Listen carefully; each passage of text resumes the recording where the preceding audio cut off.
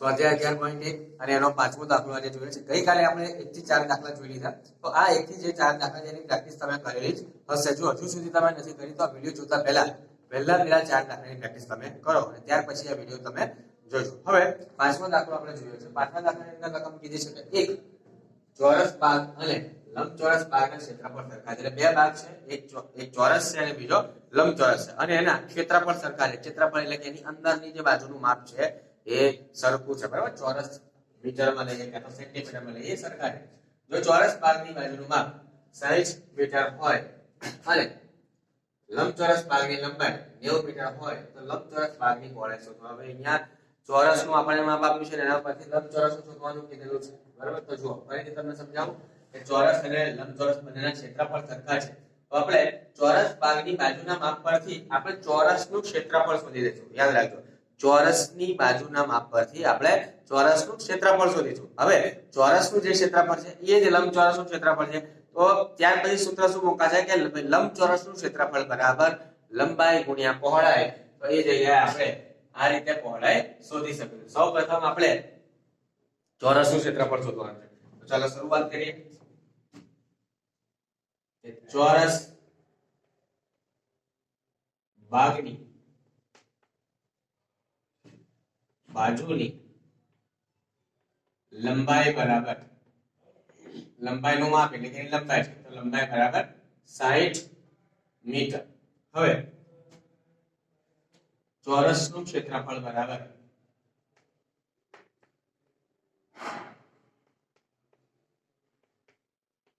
લંબાઈ ગુણ્યા લંબાઈ,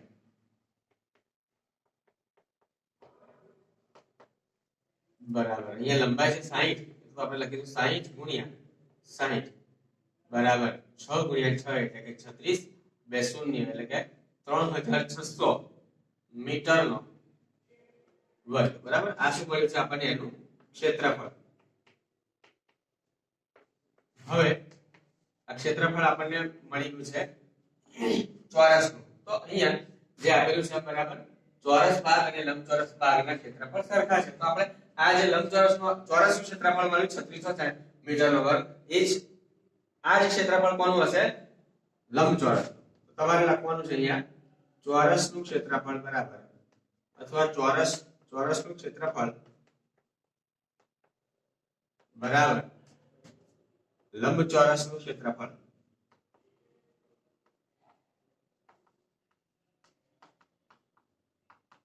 તો બંનેના કેટલા થયા ક્ષેત્રફળ? 3600 મીટરનો વર્ગ, 3600 મીટરનો વર્ગ। આ લંબચોરસનું પણ ક્ષેત્રફળ આ જ છે।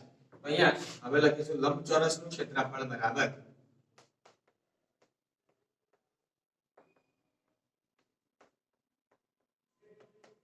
લંબચોરસનું ક્ષેત્રફળ શોધવાનું છે। તો લંબચોરસનું ક્ષેત્રફળ શોધવાનું સૂત્ર મૂકવું પડશે। તો લંબાઈ ગુણ્યા પહોળાઈ, તો એ ઉપરથી આપણને એની પહોળાઈ મળવાની છે। લંબાઈ ગુણ્યા પહોળાઈ। હવે ચલો લંબચોરસનું ક્ષેત્રફળ આપણે શોધી મળ્યું છે આપણને 3600 મીટરનો વર્ગ બરાબર લંબાઈ એની કેટલી આપી છે? તો લંબાઈ એની આપી છે આપણને લંબચોરસની લંબાઈ 90 મીટર। તો અહીંયા લખીશું આપણે 90 ગુણ્યા પહોળાઈ, તો અહીંયા લખી દઈએ છે પહોળાઈ। લંબચોરસની લંબાઈ બરાબર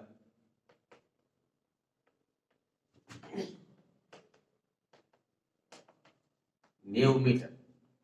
આ તમારે આ ભાગ છે એની ઉપર અહીંયા લખવાનું છે લંબચોરસની લંબાઈ બરાબર 90 મીટર। હવે આ 90 અને પહોળાઈ બંને વચ્ચે શાનો સંબંધ છે? તો ગુણાકાર છે। તો 90 આપણે શું આવે તો એ ભાગાકાર એટલે કે છેદમાં આવી જશે। તો 3600 ભાગ્યા 90 બરાબર પહોળાઈ। હવે આ શૂન્ય અને શૂન્ય કેન્સલ થાય છે। 9 ગુણ્યા 4 એટલે કે 36 અને આ શૂન્ય માટે પહોળાઈ બરાબર 40 મીટર।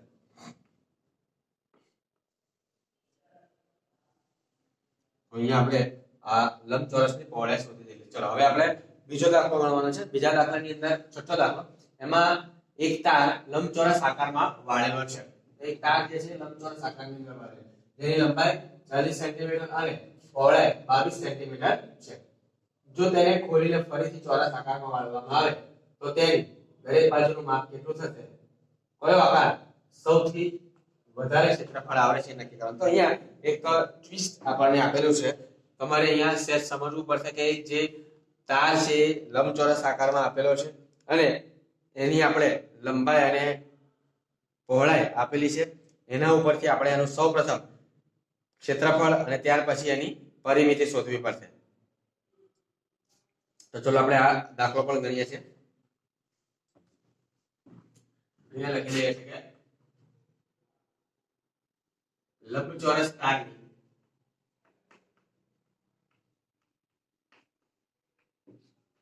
લંબાઈ બરાબર 40 સેન્ટીમીટર, પહોળાઈ બરાબર કેટલી આપી છે આપણને? 22 સેન્ટીમીટર. હવે લંબાઈ અને પહોળાઈ બંને આપણને માપ મળ્યા છે. એના ઉપરથી આપણે આ લંબચોરસની પરિમિતિ શોધવી. તો લંબચોરસની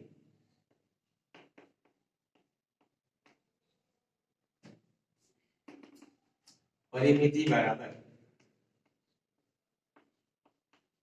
શું થશે? લંબચોરસની પરિમિતિ બરાબર 2 કૌંસમાં લંબાઈ વત્તા પહોળાઈ બરાબર 2. લંબાઈ એટલે 40 સેન્ટીમીટર અને પહોળાઈ એટલે કે 22 સેન્ટીમીટર. તો 2 40 વત્તા 22 એટલે કે આપણે અહીંયા મળશે 62 સેન્ટીમીટર. માટે અહીંયા લખીશું પરિમિતિ બરાબર 62 ગુણ્યા 2 કરવાના છે. તો અહીંયા આ જગ્યાએ આપણને જવાબ મળશે 124 સેન્ટીમીટર. તો આ પરિમિતિ મળી જશે. હવે આપણે તેનું ક્ષેત્રફળ શોધીશું. તો હું અહીંયા સાઈડ પર ગણું છું, તમારે ક્ષેત્રફળ નીચે ગણવાનું રહેશે. ક્ષેત્રફળ બરાબર કોનું ક્ષેત્રફળ? તો લંબચોરસનું ક્ષેત્રફળ શોધીશું. તો લખીશું લંબચોરસનું ક્ષેત્રફળ બરાબર, તો લંબચોરસનું ક્ષેત્રફળ બરાબર નું સૂત્ર શું થાય? લંબાઈ ગુણ્યા પહોળાઈ. ચલો લંબાઈ કેટલી આપણને આપેલી છે? તો 40 સેન્ટીમીટર. પહોળાઈ કેટલી છે? તો 22 સેન્ટીમીટર. હવે બંનેનો આપણે ગુણાકાર કરવાનો છે. તો અહીંયા જવાબ મળશે આપણને 22 ગુણ્યા 4 એટલે 88 અને આ બધેલું શૂન્ય. તો 880 સેન્ટીમીટરનો વર્ગ બરાબર શું મળ્યું છે આપણને? ક્ષેત્રફળ. તો અહીંયા આપણે આ લંબચોરસના પરિમિતિ અને ક્ષેત્રફળ શોધી દીધા છે. હવે એ જે લંબચોરસ તાર છે એને જે આકાર છે, તો આ તાર ધારો કે ચોરસ આકારમાં હોય તો એની પરિમિતિ. હવે અહીંયા જો જે તાર આપણને આપેલો છે એ તાર પહેલા એ લોકોએ લંબચોરસ રીતે વાળેલો છે. હવે લંબચોરસ વાળે એટલે એનું માપ થયું આ ચારે બાજુનું માપ. તો આ ચારે બાજુનું માપ એટલે એનું શું કહેવાશે? એની પરિમિતિ. તો એની પરિમિતિ આપણને 124 સેન્ટીમીટર આપેલી છે. તો ધારો કે આ તારને ખોલી નાખવામાં આવે અને ખોલ્યા પછી જો એને ચોરસ આકારમાં વાળી દેવામાં આવે તો ચોરસ આકારમાં વાળવામાં આવે પણ આ જે ભાગ છે એ બદલાવાનો નથી. જે તાર છે તારની જે તારે લંબાઈ છે એમાં ફરક પડવાનો નથી. તો તારની લંબાઈમાં ફરક પડવાનો છે, તેની પરિમિતિમાં પણ ફરક પડવાનો નથી. તો અહીંયા જે તાર લંબચોરસ છે તેને ફરીથી ચોરસ બનાવતા પરિમિતિ સરખી જ રહે છે, સરખી રહે. બરાબર. તો હવે ચોરસની પરિમિતિ બરાબર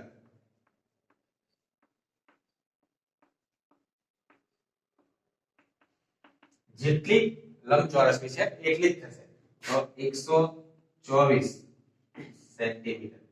હવે આપણને અહીંયા આ જે તાર આપેલો છે એની આપણને પરિમિતિ મળી ગઈ છે. બરાબર. તો એ તાર હવે કેવો થઈ ગયો છે? ચોરસ. તો અહીં આપણે ચોરસની પરિમિતિનું સૂત્ર મૂકવાનું છે. તો ચોરસની પરિમિતિ બરાબર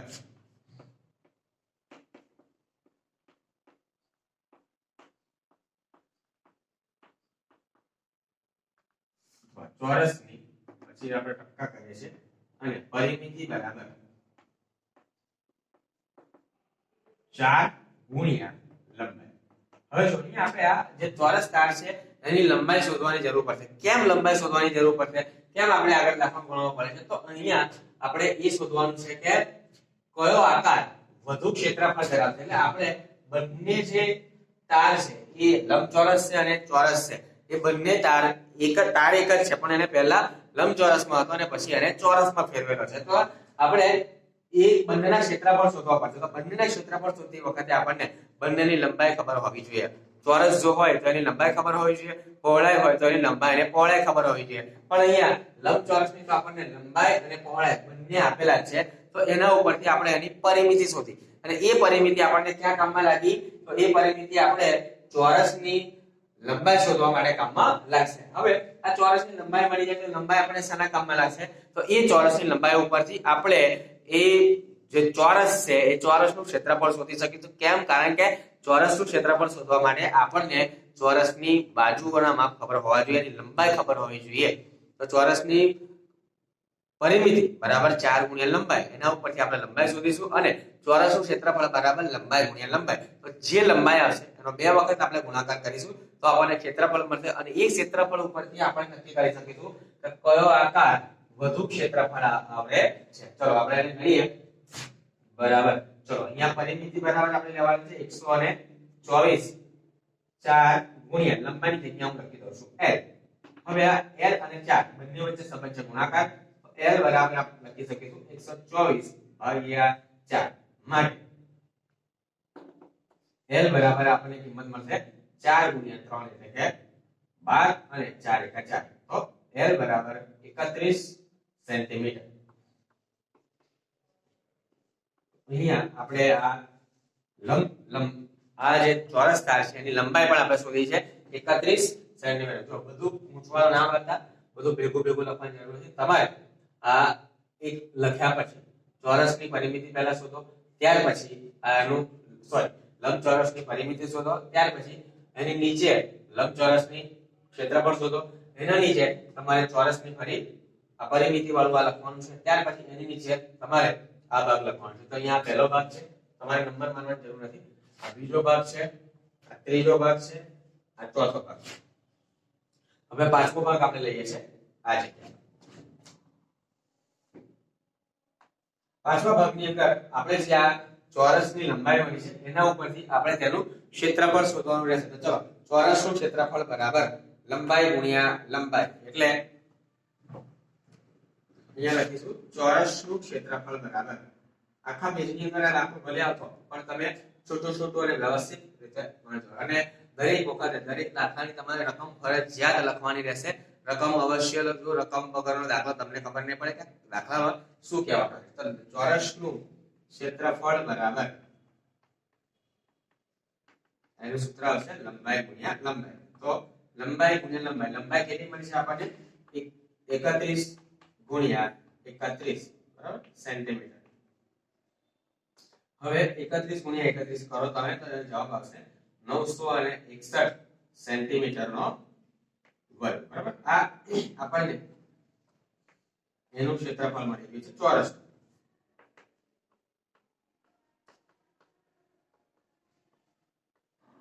હવે બંને આપણે ક્ષેત્રફળ જોવાના છે. ચોરસનું ક્ષેત્રફળ છે 961 સેન્ટીમીટર, જ્યારે લંબચોરસનું ક્ષેત્રફળ છે 880 સેન્ટીમીટર. ચલો 880 વધારે કે 961 વધારે? તો જવાબ આવશે 961. તો 961 વધારે હોવાથી 961 એ મોટા છે કોના કરતા? 880 કરતા. તો આ 961 કોણ છે? ચોરસનું ક્ષેત્રફળ. તો ચોરસનું ક્ષેત્રફળ એ લંબચોરસના ક્ષેત્રફળ કરતા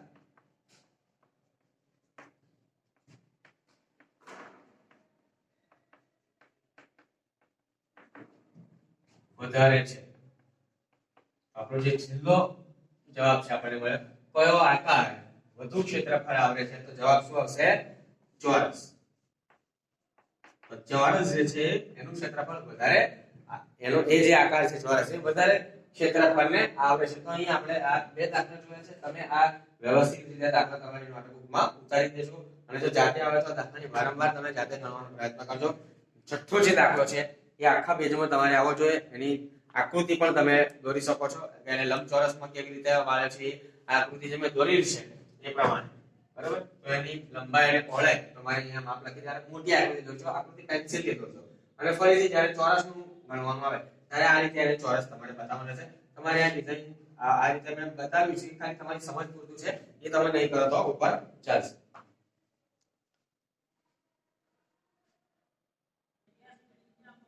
હવે આપણે સાતમો દાખલો જોઈએ છે સાતમા દાખલાની અંદર રકમ એમ કહે છે કે એક લંબચોરસની પરિમિતિ 130 સેન્ટીમીટર છે જો તેની પહોળાઈ 30 સેન્ટીમીટર હોય તો તેની લંબાઈ શોધો એટલે કે એની પરિમિતિની ઉપરથી આપણે એની લંબાઈ શોધવાની છે તો લંબચોરસની પરિમિતિ બરાબર એનું સૂત્ર શું થાય 2 કૌંસમાં લંબાઈ વત્તા પહોળાઈ એ પહોળાઈનું માપ મૂકી દે તો લંબાઈ આપણને એની અંદરથી એ સૂત્રની અંદરથી મળી જાય હવે લંબાઈ મળશે એટલે લંબાઈ ઉપરથી આપણે લંબચોરસનું ક્ષેત્રફળ શોધવાનું થશે લંબચોરસનું ક્ષેત્રફળ શોધીશું તો લંબચોરસનું ક્ષેત્રફળ બરાબર લંબાઈ ગુણ્યા પહોળાઈ પહોળાઈ આપણને આપેલી છે લંબાઈ શોધી અને પછી આપણે ત્યાં મૂકી દઈશું ચલો શરૂઆત કરીએ આપણે તો અહીંયા લખીશું કે લંબચોરસની પરિમિતિ બરાબર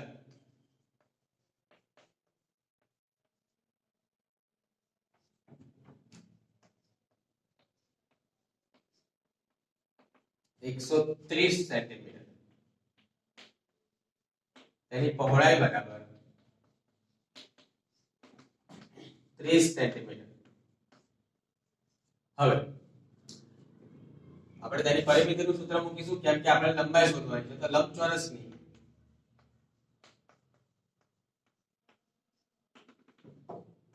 પરિમિતિ બરાબર 2 કૌંસમાં લંબાઈ વત્તા પહોળાઈ 2 લંબાઈ તો લંબાઈ આપણે શોધવાની છે તો એની જગ્યાએ આપણે અહીંયા લંબાઈ L લખીએ છીએ પહોળાઈ બરાબર આપણને 30 સેન્ટીમીટર આપેલા છે હવે તેની પરિમિતિ પણ આપણને આપેલી છે 130 સેન્ટીમીટર માટે 130 હવે જે 2 છે એને આપણે જો બરાબરની આ સાઈડ લઈએ તો એ ભાગાકારમાં આવશે એટલે 130 ભાગ્યા 2 બરાબર L વત્તા 30 માટે હવે આપણે 130 ભાગ્યા 2 કરવાના છે તો 130 ભાગ્યા 2 કરીશું તો જવાબ મળશે આપણને 65 તો 65 બરાબર 65 ગુણ્યા 2 કરીએ તો 130 થાય અને 2 અને 2 કેન્સલ થઈ ગયા તો અહીંયા મળશે L વત્તા 30 હવે આપણે આ L ની કિંમત શોધવાની 30 ને આ સાઈડ લાવીશું તો 65 30 અને L બંને સરવાળામાં છે આ બાજુ આવે તો બાદબાકી થઈ જાય તો બરાબર L માટે હવે આ L આખા બાજુ લાવીને 65 બાકી ઓછા 35 આ બાજુ લઈએ તો L બરાબર 65 માંથી જો આપણે અહીંયા 30 આવશે 65 ઓછા 30 બરાબર 65 ઓછા 30 કરવાના તો 65 ઓછા 30 કરીશું તો L બરાબર આપણને જવાબ મળ્યો 35 સેન્ટીમીટર તો આ જે 35 સેન્ટીમીટર છે એ એની આપણને આ લંબચોરસની આપણને લંબાઈ મળી ગઈ છે હવે આ લંબચોરસની લંબાઈ ઉપરથી આપણે તેનું ક્ષેત્રફળ શોધીશું તો લંબચોરસનું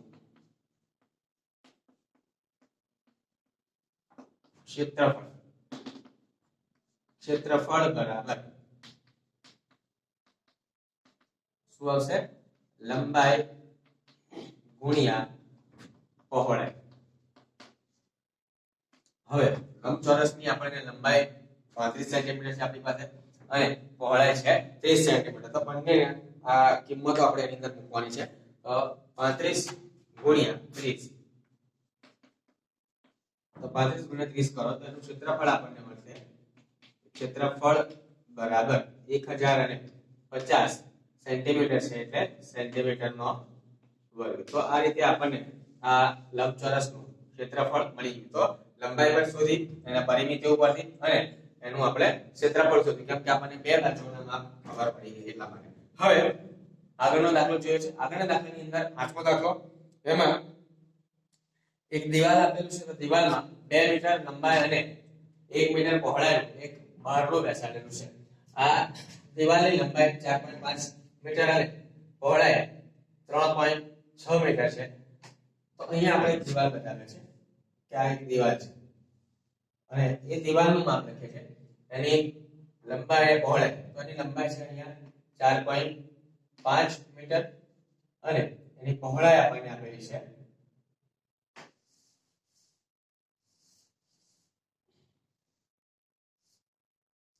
આ જગ્યાએ, તો એ છે 3.6 મીટર.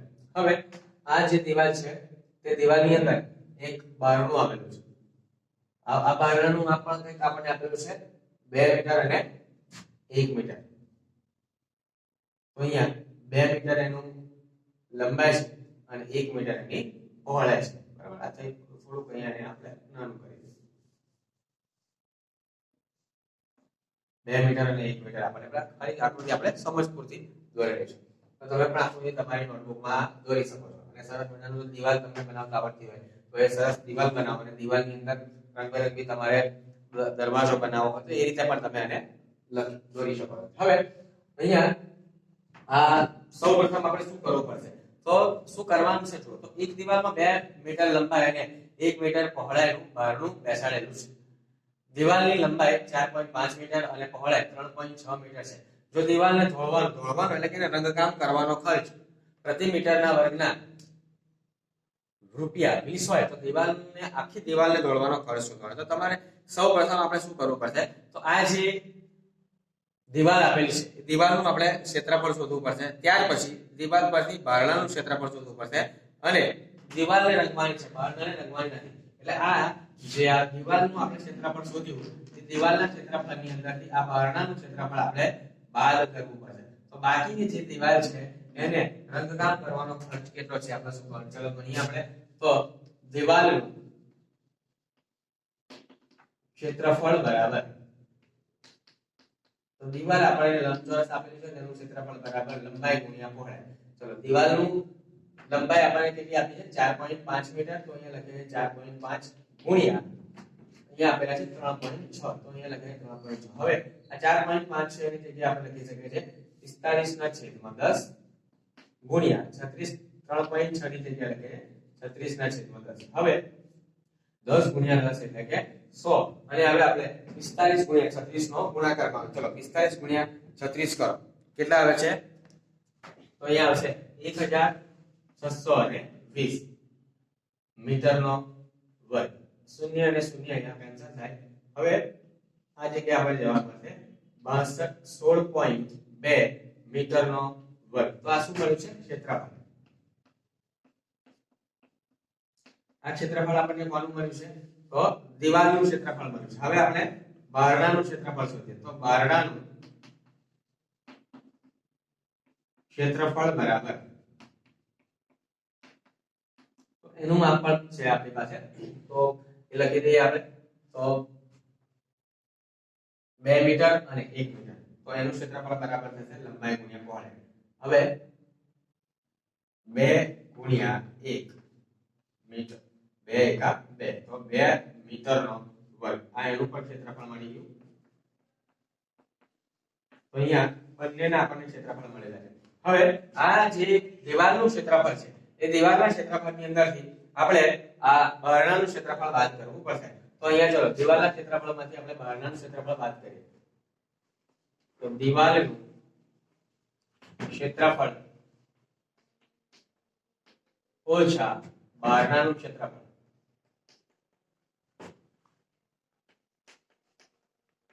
તો અહીંયા આ દીવાલનું ક્ષેત્રફળ આપણી પાસે મળે છે 16.2 મીટરનો વર્ગ ઓછા બારણાનું છે આપણી પાસે 2 મીટરનો વર્ગ. તો આ બંને 16.2 અને આમાંથી ચલો 2 બાદ કરો. 16.2 અને આમાંથી આપણે 2 બાદ કરીશું તો આપણને મળશે 14.2. 14.2 મીટરનો વર્ગ. આ જે ભાગ બચ્યો 14.2 મીટરનો, એ કયો ભાગ છે? આ ભાગ છે. અને આપણે એ ભાગને શું કરવાનો છે? રંગકામ કરવાના છે. હવે અહીંયા એમ કીધું છે કે જુઓ દર પ્રતિ મીટરના વર્ગના ₹20, એટલે કે 1 મીટર આપણે રંગવો હોય તો 1 મીટર રંગવાનો ખર્ચ, રંગવાનો એટલે અહીંયા ધોળવાનો શબ્દ વાપરે છે, આપણે અહીંયા રંગવાનો લખીએ છીએ. તો 1 મીટર રંગવાનો ખર્ચ બરાબર ₹20 માટે કેટલો ભાગ રંગવાનો છે? તો 14.2 મીટરના વર્ગ રંગવાનો ખર્ચ બરાબર કેટલા?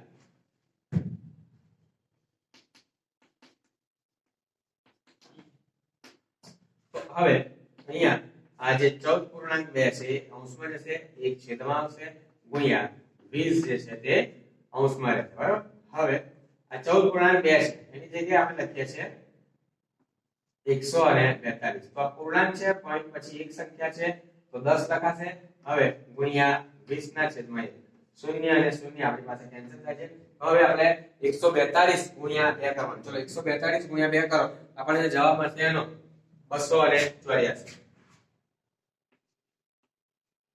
તો આ એનો ખર્ચ છે, એટલે 284 રૂપિયાનો ખર્ચ બને. તો આપણે એવું લખીશું કે 14.2 મીટર રંગવાનો ખર્ચ જવાબ તરીકે આપણે લખી શકીએ કે જવાબ 14.2 મીટરનો વર્ગ દિવાલને રંગવાનો ખર્ચ